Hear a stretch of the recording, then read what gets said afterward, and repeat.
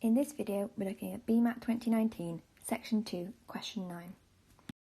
So we're told there's a lizard in a chamber that has constant airflow running through it, and that the temperature is varied between 25 degrees and 10 degrees Celsius. All other conditions are kept constant. And we're given this graph showing the CO2 concentration at these different temperatures over time. And we're given some statements, and we need to find out which ones are correct. So looking at our first one, between 25 and 10 degrees Celsius, the respiration rate is inversely proportional to environmental temperature. So, firstly, ask yourself the question, what is inverse proportionality? What does this mean? So, inverse proportionality is when one variable increases, the other one decreases. So we're looking for a mismatch in these two. So if we look, we're looking at respiration rate and temperature as our two variables. As our temperature decreases, what happens to our respiration rate?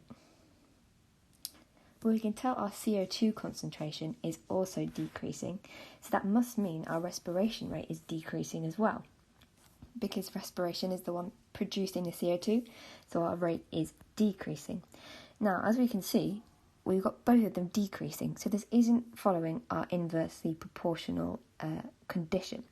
So we can say that it's not inversely proportional and say this statement is false.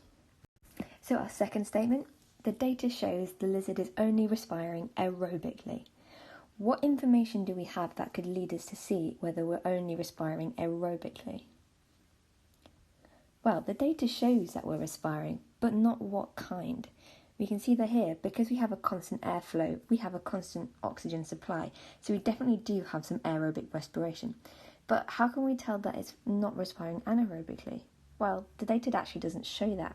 If we saw that the O2 was removed and then the rate became 0, then the data would prove the statement. But as it doesn't do that, we can't show that it's only respiring aerobically, so we can say that this is false. And so finally, our last statement, the CO2 could be detected by passing the air leaving the chamber through lime water. So if we set up this little experiment and we have air coming from the tube containing that CO2 from respiration, bubbling it into lime water, what would we see? What would happen? Well, what we'd see is that the CO2 plus the lime water makes it turn cloudy. So we'd have this cloudy substance forming here.